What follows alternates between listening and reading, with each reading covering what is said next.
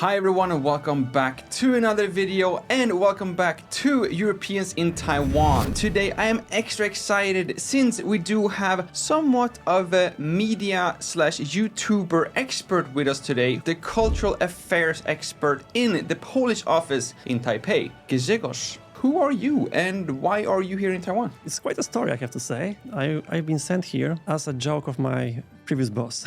Working for purchase department of Polish company. Was looking for some new suppliers of electronic stuff for production. One day I just came to my work, it's 7 a.m. and the boss just turned back and he says, let's send Grzegorz. So I'm asking, okay, where? And he says, to Taiwan, you wanna go? I was, yeah, sure, why not? And then boss says, okay, done. Okay, what just happened? He said, oh, we have invitation from a Taiwan trade organization to go to electronic fair in Taiwan, and we have to send someone. And I know you are the big fan of Asia, so you are the best fit we can send. And yeah, that's how I landed in Taiwan for the first time. I came here to find suppliers, getting samples from Taiwan, then coming back again to find something, to make connections deeper. And that led me to just quit my previous job, and I came to Taiwan for longer. So then you just had to call your boss then saying like, hey, I'm not coming back. Like I'm just gonna stay in Taiwan forever. Forever is a big word, I have to say, but definitely for long. What made you then make the decision moving your full-time job and full-time life to Taiwan? I think there's a charm of Taiwan just keeping me here for longer. I remember very well, I had flight to Taiwan and come back through Japan to Poland. And I was super excited of Japan. Didn't expect much from Taiwan, but I have to say that Taiwan stole my heart much more than Japan. Just some natural kindness of people here on the street was something I never met. In Poland, we are very friendly for everyone, but everyone is here just to help if you are lost. And you don't even need to ask. They just see you just moving around, you're looking for something, and they come here to approach you. Hey, you got lost, may I help you? So really, that's the first step for me to stay in Taiwan. Before your boss telling you to go to Taiwan, how much did you know about Taiwan yourself? Not much, to be honest, but one thing I know about Taiwan from the very, very childhood. Taiwan was a supplier for at least Poland of a copy of Nintendo console. Copy of Nintendo consoles? Yeah, if we talk about Nintendo Famicom, it's 8-bit Nintendo console, the legend, with Super Mario Bros., the first games. Taiwan was copying the Nintendo products and was sending to Eastern Europe, including Poland. So that's something what we know Taiwan about. There was some electronic exchange between Taiwan and Poland in late 80s and beginning of 90s. And besides that, I knew that Taiwan is an island. It was very interesting for me how it is to live on the island. What would you say is like the biggest difference in your daily life, like here in Taiwan compared to like back home in Poland? Wow, I could really talk a lot about that.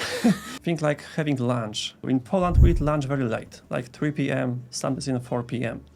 So for me, facing even till today, having lunch at 12, it's difficult. It took me a lot of time to get used to have lunch this early. Poland is a very safe country, but in Taiwan, as recording YouTube videos, very often I was just wandering in some narrow streets at night, like really late night, like 1 a.m., 2 a.m., and never ever nothing happened to me. So safety in Taiwan is something unbelievable, absolutely. But this is something it's easy to get to use. And my favorite thing of living in Taipei is having everything just in access of, let's say, up to 1 hour. 1 hour? Then you like, it's like, the entire Taipei is like 1 hour. That's the point. I can just take MRT and go to the beach at Danshui, or I can take MRT and go to, let's say, Maokong or Xiangshan to be in the mountain, and it's also a big city. So it's a lot of interesting places, a lot of cities, places, and nature just very close to you. So now you've been in Taiwan for 5 years? Correct. Looking back now, is there anything that you wish you would have known about Taiwan before coming here or before moving here that would have made like your life in Taiwan easier in any way? Maybe yes. I think maybe some things I would like to know before, that the days here are short. 6 p.m., then it's getting dark here. Maybe up to 7 p.m. in summer. In Poland, days are way longer. Even 8, 9 p.m., it's still quite bright. So that was a big surprise for me. I had no idea about the trash truck system here.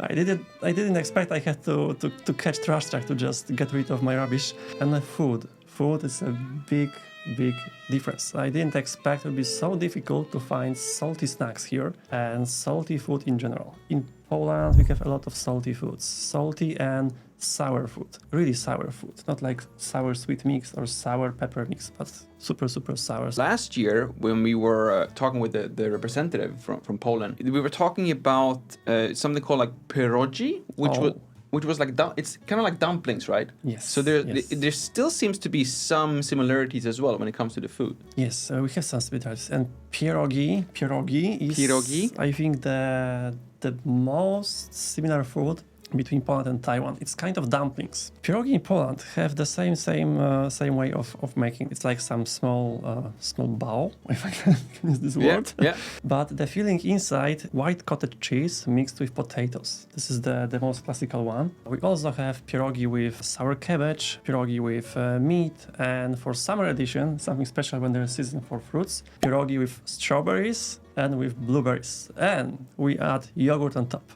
It's kind of like a dessert. It's really tasty, but consider it like a dessert. Okay, wow. Yeah, next time I go to Poland during summer, I'll definitely try this. Speaking about knowing things about Taiwan before coming here, you are not only the cultural affairs expert at the Polish office in Taipei, you're also Polish YouTuber here in Taiwan. And you have a YouTube channel dedicated to introduce Taiwan in Polish. Yes, that's correct. I really wanted to introduce Taiwan to Polish people. Like, what can you expect? What's worth to do here? What was different than Taiwan and Poland? So I'm afraid you may not understand. However, most of videos have Mandarin subtitles. You have to turn them on manually in the corner of the video. But if you jump to my channel and say hi, I'll be really happy of that. And of course, you'll have all the links down in the description as well after watching this video. So it's just one click away to learn more about Taiwan from Polish perspective. What are the things that they would comment about or things that are interesting them maybe more than it would interest like average Taiwanese people? In many videos, I noticed the comments are very surprised, like it's super safety in Taiwan. Everyone is thinking like we are here just living in fear every day, but it's totally not like that. Have there ever been any like Polish people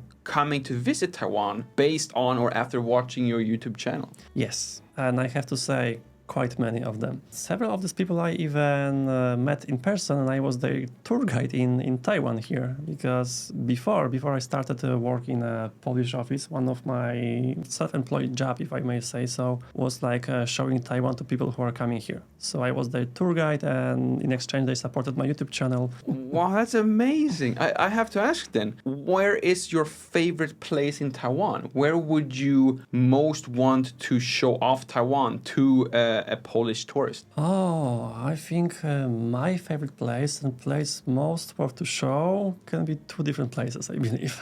Okay, I want to hear both. The place I like the most, it's nothing special actually. I like very much to go to the very end of Danshui, to just sit at the riverbank and watching the sunfall. That's all. Okay, you can say I'm boring, fine. I have to say, the Danshui sunset is like the most beautiful I've ever seen in Taiwan. It is absolutely incredible, yeah. Yeah, that's really beautiful view, and I just go there on weekends to enjoy the view. But places worth to show, a bit contradiction, because some places are really nice, but they are pretty packed. Like Jiufen is amazing. That was literally the thing that had on my head. Like, he's going to say Jiufen, Yeah, so many people. Yeah. In addition to being a YouTuber, you're also the cultural affairs expert at the Polish office in Taipei. What does a cultural affairs expert do at the Polish office in Taipei? Actually, what I do at my work is completely opposite what I do on my YouTube channel. Because as a cultural affairs for Polish office in Taipei, I have to show Poland for Taiwanese. The biggest part of my job is to prepare some events showing Poland in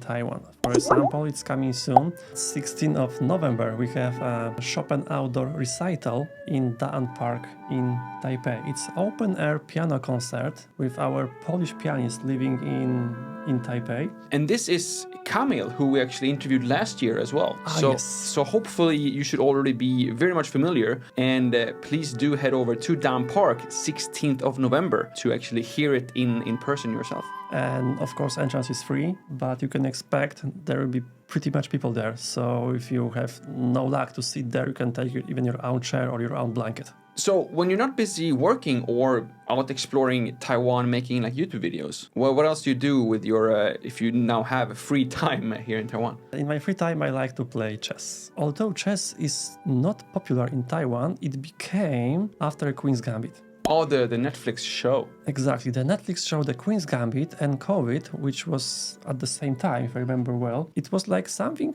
what Taiwanese were very interested to try. There are people who are interested in chess, and I started to show in chess to those who were asking me about that. Oh, really? So you're like a chess guide as well? Do you make travel videos? You become a tour guide? You play chess, and now you become a chess teacher? Yes, I am a chess instructor with license.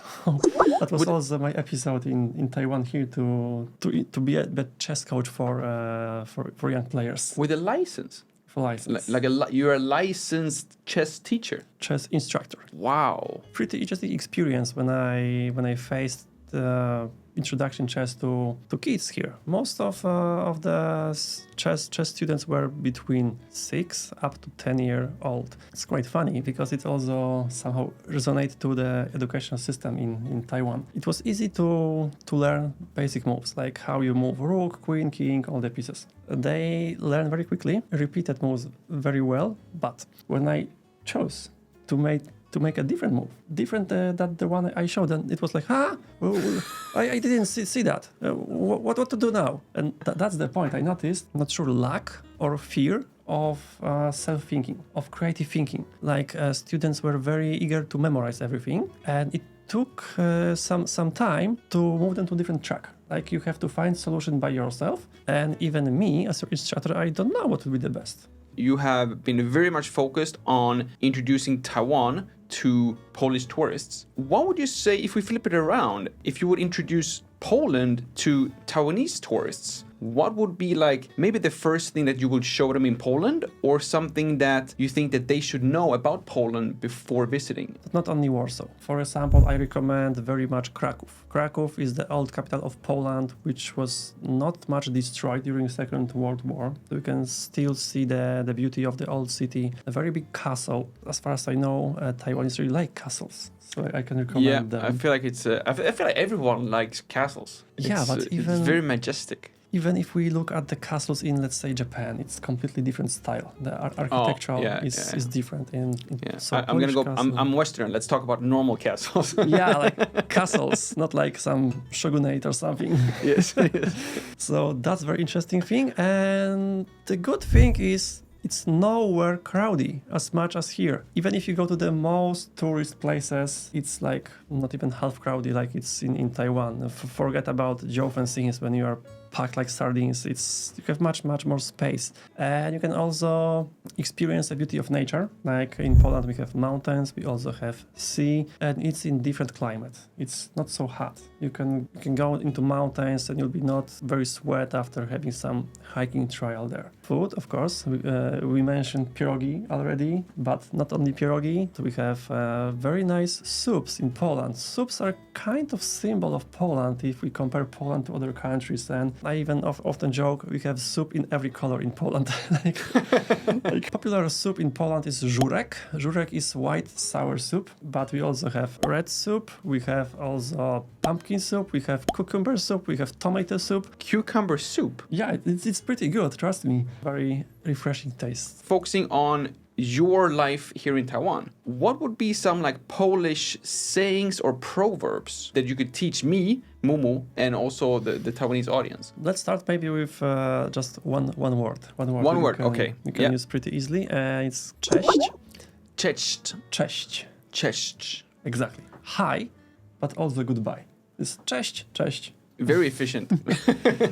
Hopefully everyone will have a chance to go and visit Poland, because it does sound amazing. If people are still here in Taiwan, is there anything other than the Dan concert? Is there anything that is available like all year around that they can do to kind of like experience Poland? Or what do you do in Taiwan when you kind of miss Poland a little bit extra? There's the one place I go, but it's in Taichung. There's one and only Polish restaurant. All his dishes are made from scratch by by himself. So even if you are interested in some new taste to experience and you don't go to Europe, you can go to Taiwan to try it. Step 1 Taiwan, step 2 Poland. Yeah, you can have just like this warm up in Taiwan, and then if you like it, Poland will offer you way more. Except of Chopin concert in Dan Park, there is a Polish office presence at various events in Taiwan. For example, in book fairs, you can find about Polish literature. This year we also be in Taiwan Reading Festival. There's also, I think I can announce, the week between 13 and 20 of November, big jazz Polish star will arrive to Taiwan. 4 concerts, 2 in Taipei and 2 in Kaohsiung. Her name is Anna Maria Jopek. So this is also a way to experience Polish culture through jazz music. So we are posting about Poland on our Facebook. The more info you're looking for, you are welcome to follow us. And for those Polish viewers who wants to know even more about Taiwan, you can of course also follow his YouTube channel. And of course, if you want to know more about Poland and all the other EU member states, you should of course also follow the EETO, the European Economic Trade Office here in Taipei. And as you should know by now, we of course have a Momo giveaway as well. All you have to do is to check the European Union Office social media, both on Facebook and Instagram. And then when they share this video, just read the description, leave a comment, and then you have a chance to win some Momo gifts this week as well. Thank you all so much for watching. My name is Lukas. It starts with L as in like, ends with S as in subscribe. Please do both, and see you all in the next one. So how do you say it in Polish? Cześć. Cześć. Cześć. How do you say like and subscribe in Polish? Oh, polub I subskrybuj. Polub and subskrybuj. Yeah.